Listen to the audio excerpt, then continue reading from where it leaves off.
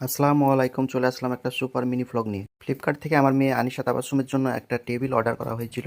তো টেবিলটা চলে এসেছে, দেখছেন আমার ওয়াইফ আনবক্সিং করছে। টেবিলটা কেমন হয়েছে, টেবিলটার কোয়ালিটি কেমন, টেবিলটার দাম কেমন, সবই বলবো এই ছোট্ট মিনি ভ্লগে। কয়েকদিন আগে একটা টেবিল অর্ডার দিয়েছিলাম, সেটা ছিল পিঙ্ক কালার, কিন্তু এই কালারটার নাম হলো ব্ল্যাক থ্রি।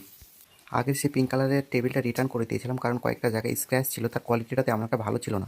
আশা করছি এটা কোয়ালিটিটা অনেকটাই ভালো হবে। দেখা যাক পলিথিন খোলার পরে, ক্যারি খোলার পরে কেমন কোয়ালিটি বেরিয়ে আসে। এই টেবিলটির দাম পড়েছে 310 টাকা মতো। তো কোয়ালিটি সত্যিই আগেরটার তুলনায় অনেকটাই ভালো মনে হচ্ছে, কোনো জায়গায় স্ক্র্যাচ আছে বলে মনে হচ্ছে না। তো ভালো করে রিভিউ করি, দেখা যাক কেমন।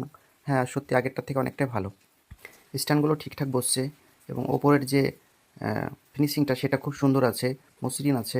এই যে দেখুন, খুবই ভালো আছে। আগেরটার তুলনায় তো অবশ্যই ভালো আছে, কারণ আগেরটা কয়েকটা জায়গায় স্ক্র্যাচ ছিল, একটু ভাঙা ভাঙা টাইপের ছিল। স্ট্যান্ডগুলো মজবুত আছে, ভালোই আছে। তো আপনারা ইচ্ছা করলে এই টেবিলটা নিতে পারেন। ভিডিওর নিচে আমি একটা এই টেবিলটির লিঙ্ক দিয়ে দেবো, সেখান থেকে আপনারা নিতে পারেন। সবসময় রেটিং ভালো থাকলে যে জিনিসটা ভালো হবে এমন নয়। জিনিসটা নেওয়ার পরে, আসার পরে, কোয়ালিটি চেক করার পরে রেটিং ডিসাইড করতে হয়। অনেক সময় ভালো জিনিসের রেটিংও খারাপ হয়ে যায়। ফ্লিপকার্ট বা অ্যামাজনে অনেক ভুলভাল রেটিং থাকে, যেগুলো ফেক রেটিং থাকে।